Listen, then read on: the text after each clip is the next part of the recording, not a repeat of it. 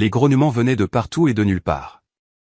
Les bottes de luxe de Valérie Dubois s'enfonçaient dans la neige tachée de sang alors que des yeux ambrés se matérialisaient dans la brume glaciale. Des dizaines, puis des centaines, formant un cercle infranchissable. Ces chasseurs engagés, Lucas et Léo, se tenaient paralysés, leurs fusils de chasse tremblant dans leurs mains. Madame Dubois. La voix de Lucas se brisa. Ce ne sont pas des loups normaux. Du vide blanc, une silhouette émergea, pieds nus, drapée de fourrure en lambeaux, se déplaçant avec une grâce inhumaine parmi les prédateurs. Les bras cicatrisés de la jeune femme portaient des marques étranges, ses cheveux sauvages encadrant un visage à la fois féroce et terriblement familier. Elle toucha le loup alpha massif à ses côtés, et le grognement de la bête s'adoucit en un grondement sourd. Le gant de marque de Valérie vola à sa bouche. Ses yeux verts. Elle connaissait ses yeux. Chloé. Le mot s'échappa comme un murmure. Mais tu es morte. Je m'en suis assuré. La main de la jeune femme se leva, révélant quelque chose qui figea le sang de Valérie, l'alliance de son défunt mari, Stéphane, incrustée de la terre de 15 ans, suspendue à un cordon de cuir autour du cou de la jeune fille. L'alliance se balançait comme un pendule du jugement. Impossible. Valérie recula en trébuchant, son souffle formant des nuages désespérés dans l'air à -20 degrés. Les équipes de recherche n'ont rien trouvé. La police vous a déclaré. La femme sauvage pencha la tête, étudiant Valérie avec la concentration patiente d'un prédateur évaluant sa proie.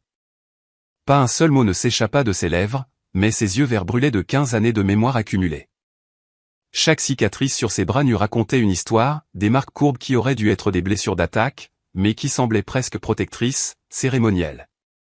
Le loup alpha à ses côtés était magnifique et terrifiant, 3 fois plus grand que n'importe quel loup normal. Sa fourrure gris-noir était striée de cicatrices de combat. Son œil gauche manquant avait guéri en une masse de tissu tordu, mais son œil restant possédait une intelligence qui transcendait l'instinct animal. Lorsque les doigts de la jeune fille effleurèrent sa tête massive, il se pencha dans son contact avec une douceur dévastatrice. « Tirez-lui dessus !» hurla Valérie à ses chasseurs. « Elle est enragée, sauvage. Elle va tous nous tuer. » Lucas leva son fusil, le viseur trouvant la poitrine de la jeune fille.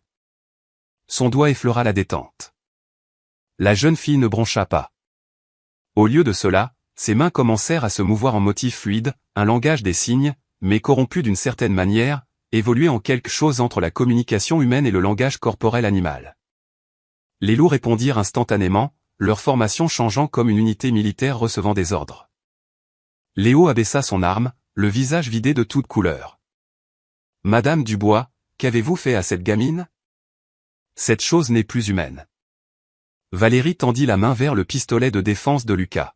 « Il faut l'abattre. » La gorge cicatrisée de la jeune fille se convulsa comme si elle luttait pour se souvenir de la parole. Sa bouche s'ouvrit, forma des mots qui ne produisirent aucun son, mais chaque loup comprit. La meute commença à se rapprocher, leur cercle se resserrant avec une précision synchronisée. La voix de Nicolas crépita sur la radio de Valérie, le contrôleur de la faune de l'ONF qu'elle avait appelé en renfort. « Dubois, je suis à 5 minutes avec les tranquillisants. Quoi que vous fassiez, ne provoquez pas. » La jeune fille bougea soudain plus vite qu'il n'était humainement possible. Arrachant la radio de la ceinture de Valérie, elle l'étudia avec une intensité curieuse, puis appuya sur le bouton de conversation.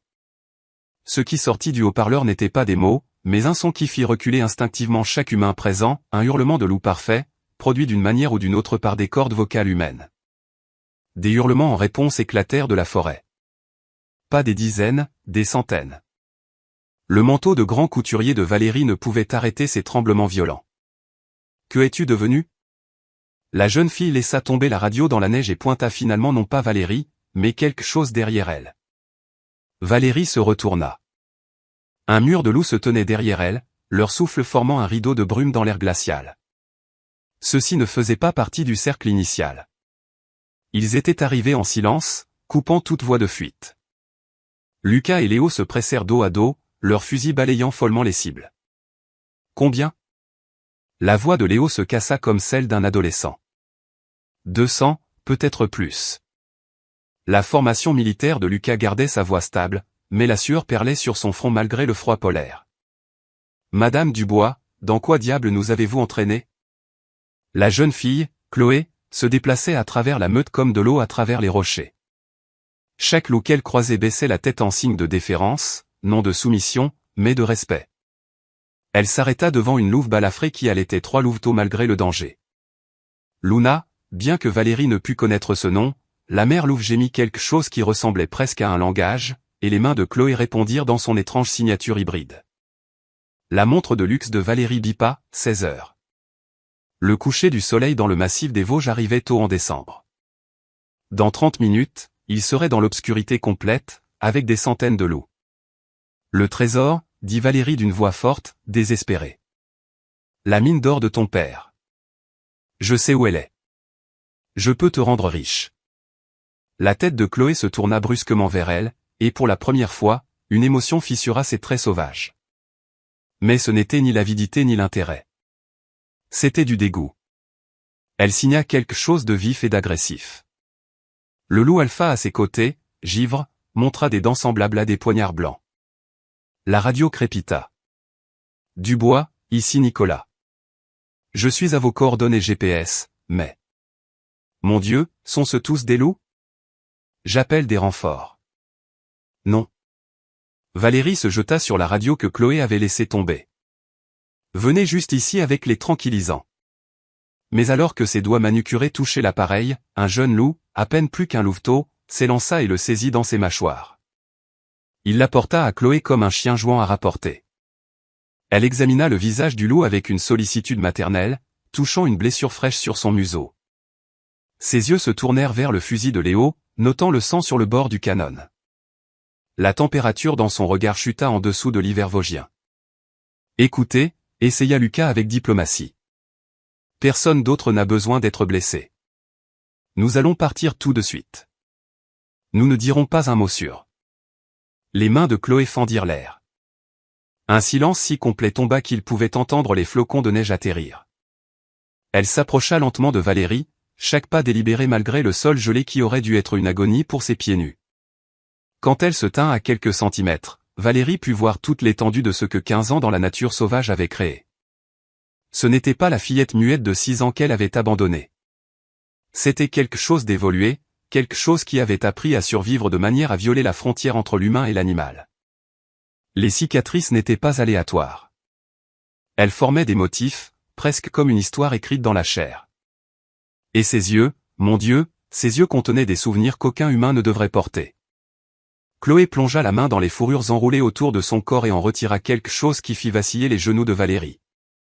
Une photo polaroïde, usée et délavée, mais toujours reconnaissable. Stéphane Dubois tenant le bébé Chloé à l'hôpital. Son visage rayonnant de la joie d'un nouveau père.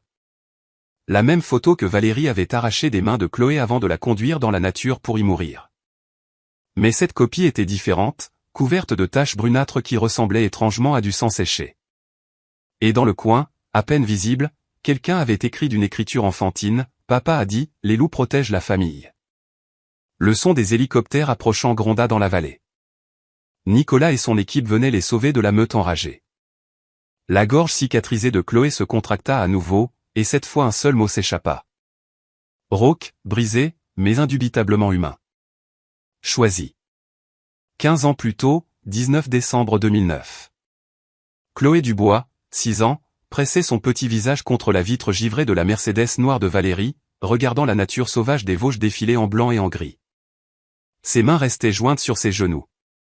Elle avait appris à ne rien toucher dans la voiture de Valérie. Le siège en cuir sentait encore l'accident qui avait tué papa 6 mois plus tôt. Valérie jeta un coup d'œil dans le rétroviseur, vérifiant son rouge à lèvres plutôt que sa belle-fille. « Arrête de respirer sur la vitre, ma chérie. Ça laisse des marques. » Chloé se recula, signant « Désolé » dans l'air, un réflexe de l'époque où papa était en vie. Il lui avait appris la langue des signes quand le psychologue avait dit que sa voix pourrait ne jamais revenir après avoir été témoin de l'accident. Valérie ne s'était jamais donné la peine d'apprendre ce que signifiaient les mouvements des mains. « Nous allons au chalet spécial de papa », annonça Valérie avec une fausse gaieté qui n'atteignait pas ses yeux calculateurs. « Pour Noël. Ce ne sera pas amusant ?» L'enfant hocha la tête, bien que quelque chose lui semblât étrange. Valérie avait vendu le chalet de papa il y a 3 mois. Chloé avait vu des hommes emporter ses meubles, y compris le fauteuil à bascule où il lui lisait des histoires. Mais signaler les erreurs des adultes n'apportait que des punitions. La Mercedes grimpait plus haut dans les montagnes, loin de tout chalet dont Chloé se souvenait. La neige commença à tomber plus fort, se transformant de jolis flocons en un mur blanc qui consumait tout. Le chauffage de la voiture ronronnait, mais le froid semblait s'infiltrer par les fenêtres malgré tout. « Bois ton chocolat », ordonna Valérie, indiquant le thermos de chocolat chaud qu'elle avait préparé. « Il te gardera au chaud. » Chloé sirota docilement le chocolat trop sucré. Il avait un goût étrange, métallique, comme le médicament que le docteur le roi lui donnait pour dormir. Ses paupières devinrent immédiatement lourdes, mais elle lutta pour rester éveillée. Papa disait toujours de rester alerte en montagne. Valérie observait dans le miroir, comptant à voix basse. 30, 29, 28. Le thermos vide glissa des doigts de Chloé. Ses yeux verts, les yeux de Stéphane, se fermèrent tandis que son petit corps devenait mou contre la ceinture de sécurité. Les lèvres peintes de Valérie se courbèrent en quelque chose qui ne pouvait pas tout à fait être appelé un sourire. Finalement, la Mercedes s'arrêta à la borne kilométrique 47, exactement comme prévu. Pas de caméra si loin dans la nature, pas de témoins. La maison la plus proche était à 30 km en arrière. Valérie avait repéré cet endroit 3 fois, s'assurant qu'il répondait à ses exigences, assez isolé pour que le corps ne soit jamais retrouvé, assez rude pour que la mort vienne rapidement. Elle n'était pas un monstre complet, elle ne voulait pas que l'enfant souffre longtemps. Elle traîna la forme inconsciente de Chloé hors de la banquette arrière, luttant avec le poids mort. Les gants de marque qu'elle portait ne laisseraient aucune empreinte, et elle les brûlerait plus tard de toute façon. Le banc de neige au bord de la route forestière isolée était parfait, assez profond pour cacher un petit corps, assez exposé pour que l'hypothermie la réclame en quelques heures. Le testament de ton père était très spécifique, expliqua Valérie à l'enfant inconsciente, comme pour se justifier à l'univers. Tu hérites de tout à 18 ans, ou cela passe à ton tuteur si tu meurs après l'âge de 7 ans. Quel dommage que tu te sois égaré juste 2 semaines avant ton 7e anniversaire. Elle positionna Chloé avec soin dans la neige, l'arrangeant pour qu'elle ait l'air de s'être simplement allongée pour se reposer. Les cheveux de jet de la fillette s'étalaient sur le blanc comme de l'encre renversée. Ses petites mains, portant encore les marques d'adhésif des moniteurs de l'hôpital après l'accident de voiture, se recroquevillèrent instinctivement vers sa poitrine. Valérie se redressa, brossant la neige de son manteau. Un mouvement dans la lisière des arbres attira son attention. Une paire de lumières ambrées observant à travers le blizzard. Juste un cerf probablement, ou un lynx. De toute façon, la nature se chargerait d'épreuves. Elle retourna à la Mercedes, mettant le chauffage au maximum. Dans 12 heures, elle signalerait la disparition de Chloé du chalet familial. Dans 48 heures, des équipes de recherche ratisseraient les mauvaises sections de la forêt. Dans 2 semaines, un juge déclarerait Chloé légalement morte. La fortune des Dubois, 17 millions d'euros d'actifs et des milliers d'hectares de terres riches en minerais, serait entièrement transférée à la belle-mère éplorée. Valérie effectua un demi-tour prudent sur la route étroite. Alors que les feux arrière de la Mercedes disparaissaient dans le blizzard, ses lumières ambrées se rapprochèrent de la petite forme dans la neige. Ce n'étaient pas des yeux de cerf. Les yeux ambrés appartenaient à un loup plus grand que tous ceux enregistrés dans les registres de la faune des Vosges. Son pelage gris-noir portait les cicatrices d'une centaine de batailles. Son œil gauche, une orbite ruinée par la défense d'un sanglier. Il s'approcha de la petite forme dans la neige avec des pas prudents, chaque empreinte de pattes plus grande que la tête de l'enfant. Givre, bien qu'il n'eût pas encore de nom, avait observé la Mercedes depuis la crête. 20 hivers lui avaient appris à reconnaître la cruauté humaine. La femelle avait emporté le petit loin de la tanière de métal et l'avait laissé geler. Pas pour la nourriture, pas pour le territoire, juste l'abandon. La respiration de l'enfant était superficielle, se cristallisant en minuscules bouffées qui devenaient plus faibles à chaque expiration. Ses lèvres étaient devenues bleues, ses doigts montrant déjà le noir violacé du premier baiser de la gelure. La mort la réclamerait dans l'heure. Givre tourna 2 fois en cercle. Les instincts en guerre. Les humains étaient le danger. Leur bâton de tonnerre avait tué sa compagne il y a 3 saisons. Leur piège à dents de fil de fer avait coûté la vie à 2 de ses fils. Mais ce petit était différent. Brisé comme lui, abandonné comme les louveteaux que les humains laissaient parfois après avoir tué leur mère pour leur peau. Il baissa sa tête massive, les narines dilatées. Sous l'odeur chimique de la boisson, sous la sueur de la peur et la maladie, il détecta autre chose. L'innocence. Une douleur qui correspondait à la sienne. L'odeur d'une créature qui n'avait jamais fait de mal à quoi que ce soit. Un léger gémissement s'échappa de sa gorge cicatrisée. La tempête s'aggravait. S'il la laissait, elle rejoindrait les morts gelés que le printemps révélerait. S'il l'aidait. Givre n'avait jamais vu une meute de loups adopter un jeune humain, mais il n'avait jamais vu un petit humain abandonné en hiver non plus. L'ordre naturel avait déjà été violé. Peut-être était-il temps pour la nature de répondre de la même manière. Il pressa son corps contre le sien, partageant la chaleur qui restait dans son épaisse fourrure. L'enfant bougea légèrement, ses doigts inconscients s'en mêlant dans sa fourrure. Sa température corporelle chutait dangereusement, mais elle vivait encore, à peine. 3 hurlements, courts, longs, courts, convoquèrent sa meute. Luna arriva la première, lourdement enceinte de sa 3e portée. Elle évalua la situation avec des yeux jaunes intelligents, puis commença à lécher le visage gelé de l'enfant, sa langue rugueuse restaurant la circulation. Les jeunes loups formèrent un cercle protecteur, leur corps créant une fournaise vivante contre le froid mortel. Echo, à peine 1 an, traîna une peau de cerf de leur dernière chasse, et Givre utilisa ses dents pour l'enrouler autour de l'enfant. Il ne pouvait pas la déplacer loin. Son corps était trop fragile, mais la grotte aux loups abandonnée à 50 mètres dans la lisière des arbres les abriterait du pire de la tempête. Ensemble, avec une infinie précaution, la meute transporta Chloé en sécurité. 20 décembre 2009. Propriété familiale des Dubois. Valérie se tenait devant le miroir de sa salle de bain, répétant la dévastation. Elle était juste là, sanglota-t-elle expérimentalement, regardant les larmes couler sur son mascara soigneusement appliqué. Je n'ai détourné le regard qu'un instant. Parfait. La performance convaincrait n'importe qui. Elle avait attendu exactement 14 heures, assez longtemps pour que l'hypothermie garantisse la mort, assez court pour paraître comme une mère paniquée qui avait cherché seule avant d'appeler à l'aide. L'appel au service d'urgence devait sembler désespéré mais pas répété. Service d'urgence, quel est votre? Ma fille. La voix de Valérie se cassa expertement. Elle s'est égarée près de notre chalet. Je ne la trouve nulle part. S'il vous plaît. Elle n'a que 6 ans et elle ne peut pas parler. Elle est muette. Le ton du répartiteur passa à une préoccupation urgente.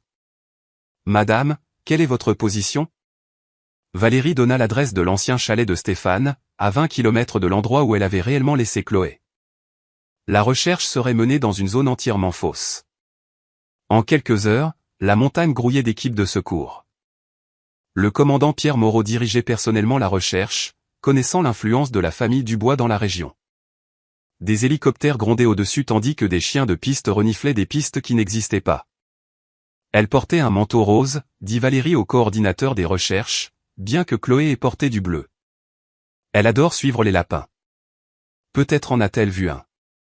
Elle se laissa aller, acceptant le réconfort d'étrangers qui ne soupçonneraient jamais qu'une mère puisse assassiner son propre enfant. 3 jours passèrent. La recherche s'étendit, mais dans la mauvaise direction, plus loin de l'emplacement réel de Chloé. Valérie joua son rôle à la perfection. La mère désespérée, la veuve éplorée, faisant maintenant face à une autre perte. Le journal régional s'empara de l'histoire. Fillette muette disparue dans le massif des Vosges. Maître Jean Leclerc, le vieil avocat de Stéphane, arriva le 4e jour. Valérie, je suis tellement désolé. Y a-t-il quelque chose que je puisse faire?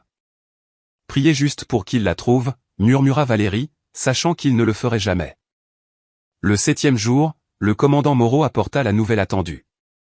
Madame Dubois, la tempête cette nuit-là, la température est tombée à -30. Aucun enfant ne pourrait survivre aussi longtemps. Nous passons du sauvetage à la récupération. Vous abandonnez? L'indignation de Valérie était digne d'un Oscar. Nous continuerons à chercher, mais vous devez vous préparer. Après une semaine dans ces conditions. Valérie s'effondra sur une chaise, se couvrant le visage. À travers ses doigts, elle regarda Maître Leclerc prendre des notes. Les rouages juridiques commenceraient bientôt à tourner. D'ici le nouvel an, elle serait plus riche de 17 millions d'euros. 26 décembre 2009. La grotte aux loups. Les yeux de Chloé s'ouvrirent sur une chaleur impossible et le son de respiration qui n'était pas les siennes. Des formes massives l'entouraient, leur fourrure pressée contre son corps de tous côtés. Des yeux jaunes la regardaient se réveiller, curieux, mais non menaçants. Elle aurait dû crier. N'importe quel enfant l'aurait fait. Mais Chloé avait perdu sa voix la nuit où papa était mort, et ces créatures lui avaient donné quelque chose qu'aucun humain ne lui avait offert depuis, la sécurité.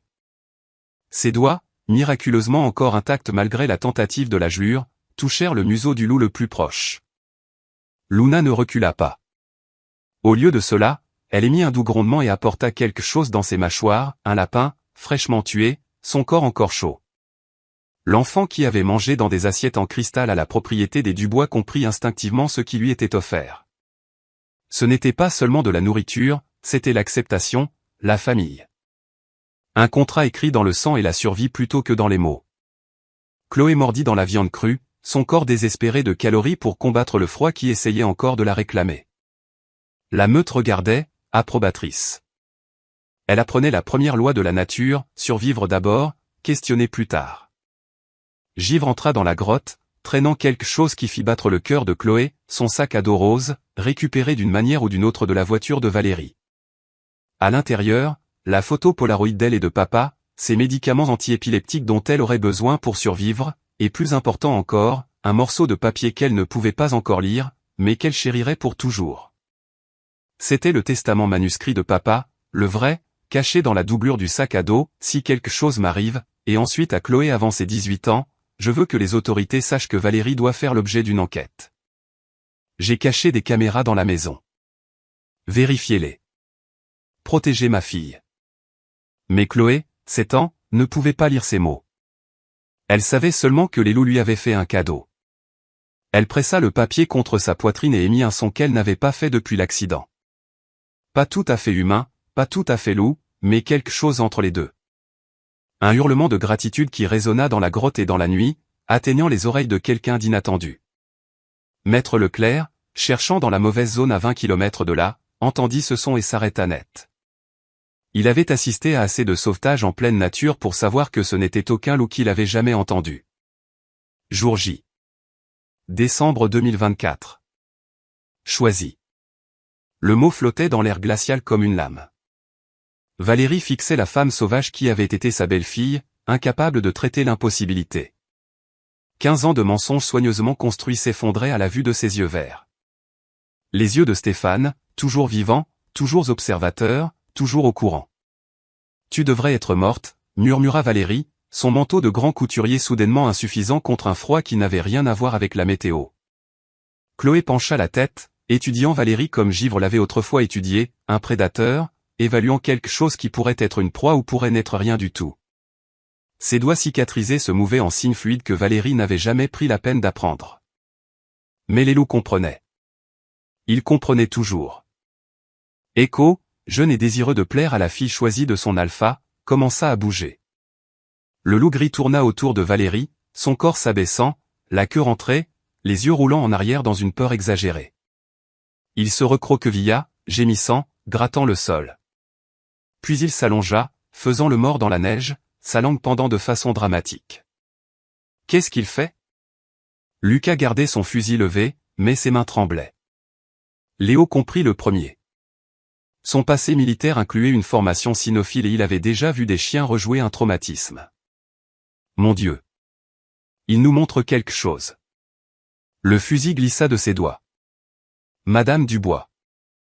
Il nous montre ce que vous avez fait. Echo poursuivit sa performance.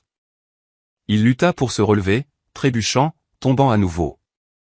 Ses mouvements devinrent plus petits, plus faibles, jusqu'à ce qu'il se roule en boule. Les autres loups regardaient, certains gémissant doucement devant le spectacle.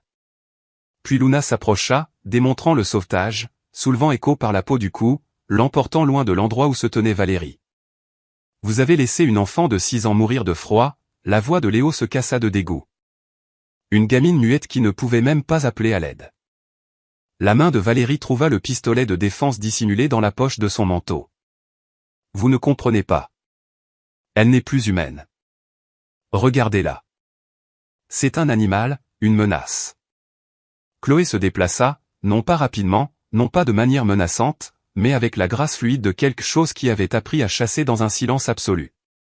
Elle marchait entre les loups, ses pieds nus trouvant prise sur une glace qui aurait dû être impossible à naviguer. Chaque loup qu'elle croisait baissait la tête, non en soumission, mais en reconnaissance. Elle touchait chacun d'eux, ses doigts effleurant des têtes balafrées et des oreilles déchirées par les combats. 16 loups dans le cercle intérieur, chaque contact un appel de la famille. Et Givre, l'ancien alpha, qui se positionnait toujours entre Chloé et les fusils. Il y en a d'autres qui arrivent. La voix de Lucas monta dans les aigus de peur. Il avait compté les museaux dans l'obscurité. Mon Dieu, il doit y en avoir 300 là dehors. L'hélicoptère de Nicolas gronda au-dessus, son projecteur balayant la scène. Sa voix crépita sur la radio que Valérie avait laissé tomber. Contrôle de la faune à l'équipe au sol. N'engagez pas le combat. Répétez, n'engagez pas le combat.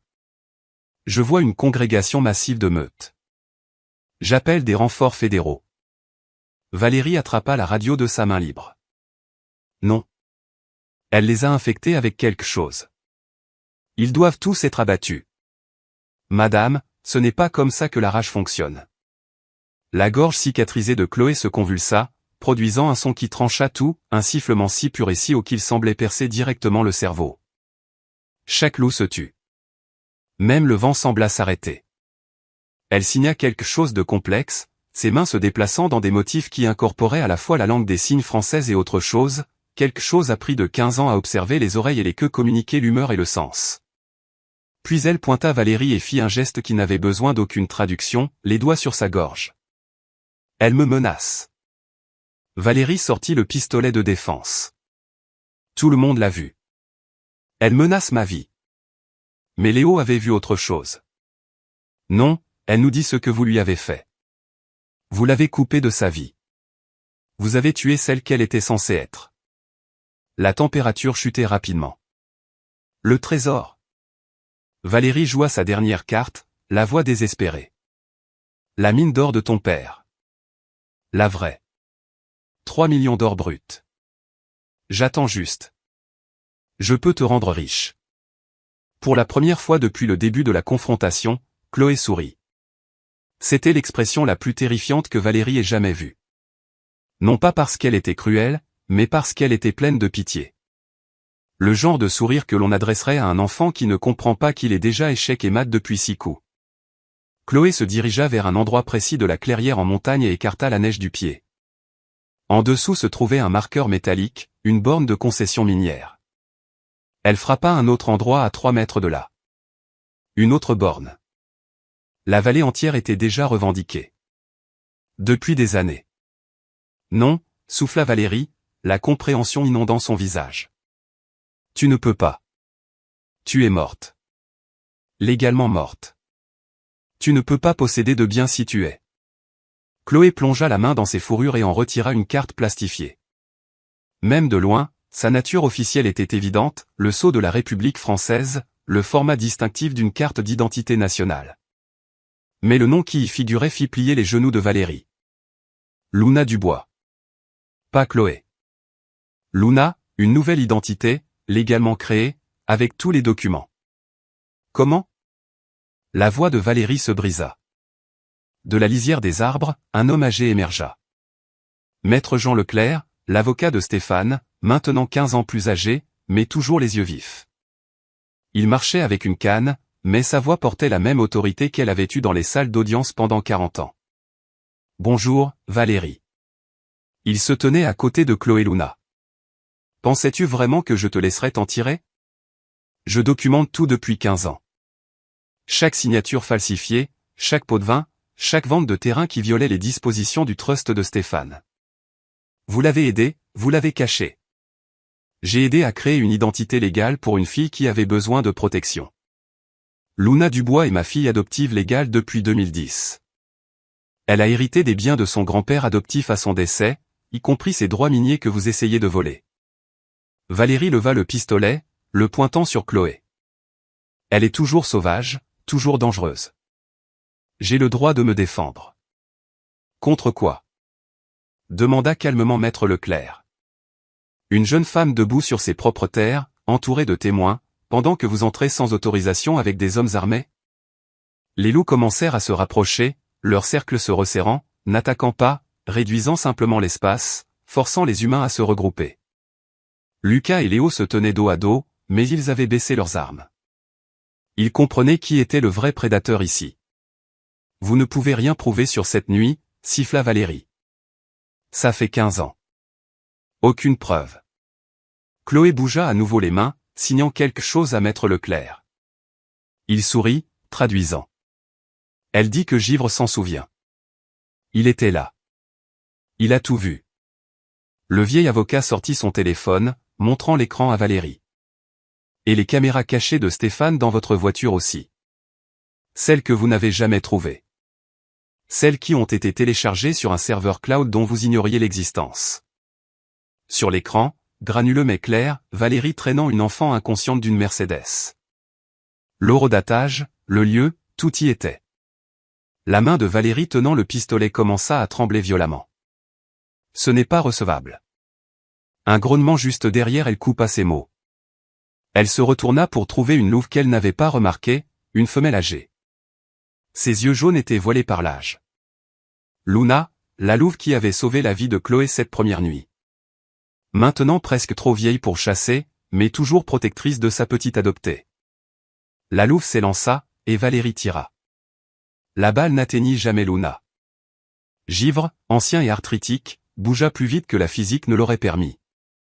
Le corps massif de l'alpha intercepta le tir destiné à sa compagne. L'impact le fit tourner sur le côté dans la neige. Le sang fleurit sur sa fourrure grise argentée, mais il resta sur ses pattes. Son œil jaune fixé sur Valérie avec une intelligence qui transcendait les espèces. Le monde de Chloé se brisa. Le sang se répandit sous le corps de Givre, transformant la neige immaculée en une bouillie cramoisie. La balle était entrée juste sous son omoplate, manquant son cœur, mais déchirant le tissu pulmonaire. Chaque souffle faisait des bulles rouges à la blessure. Les mains de Chloé s'agitaient frénétiquement, pressant contre le trou, essayant d'arrêter le flux. Sa bouche s'ouvrit et pour la deuxième fois en 15 ans, sa voix émergea. Non. Pas lui. S'il vous plaît. La forêt retint son souffle alors que le sang s'infiltrait dans le sol ancien. Pendant 15 ans, Valérie Dubois avait vécu derrière un masque de deuil, la belle-mère tragique qui avait perdu son mari et sa fille à quelques mois d'intervalle. Elle avait assisté à des galas de charité, fait des dons à des hôpitaux pour enfants, et même parrainé une bourse commémorative annuelle au nom de Chloé. La communauté l'avait enveloppé de sympathie, ne soupçonnant jamais qu'il réconfortait une meurtrière d'enfants en puissance. Mais Maître Leclerc avait soupçonné. Il avait passé 15 ans à rassembler des preuves, à protéger une jeune fille sauvage qui signait son témoignage en hurlement de loup, à documenter chaque signature falsifiée et vente frauduleuse. Il avait risqué sa carrière, sa réputation, potentiellement sa vie, pour exposer une vérité que tout le monde avait acceptée comme une tragédie. Les enregistrements de sécurité de la caméra cachée de Stéphane, téléchargés sur un serveur cloud dont Valérie ignorait l'existence, avaient tout capturé, le chocolat chaud drogué, l'abandon calculé, la Mercedes s'éloignant alors qu'une enfant de 6 ans gisait mourante dans la neige. La paranoïa d'un homme à l'égard de sa femme était devenue le salut de sa fille, même d'outre-tombe. Combien d'entre nous auraient vu les signes que Maître Leclerc a vus? Aurions-nous remis en question les larmes d'une veuve éplorée?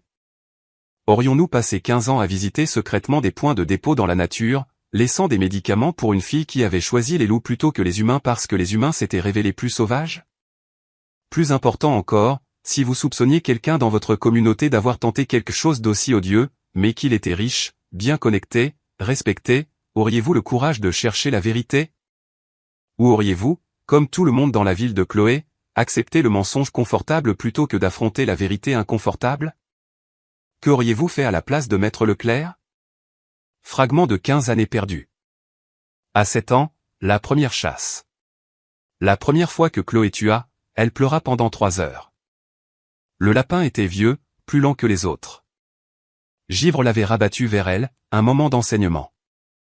La meute formait un cercle, des professeurs patients attendant que leur étrange élève comprenne. Elle avait utilisé une pierre. Rapide, sale, nécessaire.